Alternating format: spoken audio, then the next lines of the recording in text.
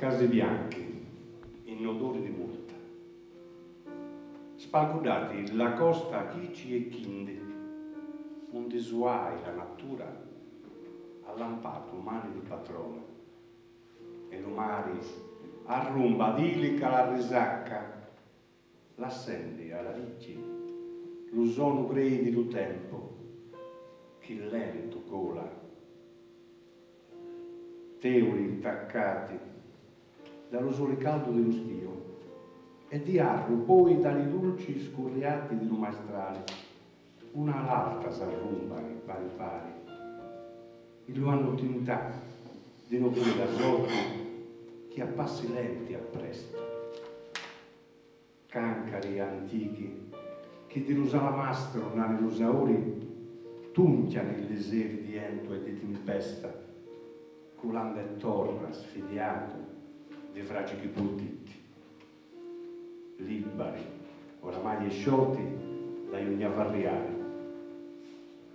come usisò turrati, libeti casi bianchi, spargudati la costa a chici e chindi.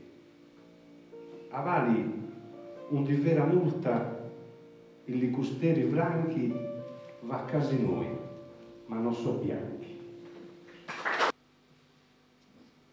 Dolci, come una sera calda in diti brano, come un trappetto di neuri, luceri, un pugno d'alba che grunda lo someli, o un dilico carigno, con di mano antica, cercata per alleviare all'intrenata.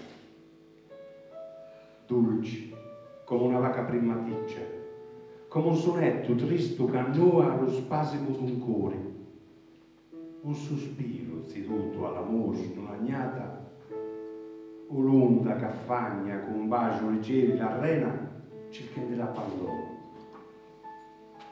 Dolci come sprendo l'idea, il lo caldo di lavora, come lo vento dello stio a prima sera, l'occhiata d'un addio fa una vedecci, o lo pianto d'allegria che ha lacrime saliti e di consolo.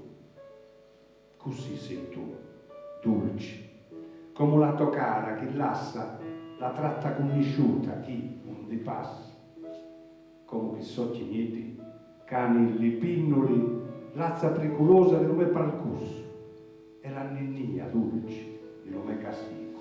Grazie.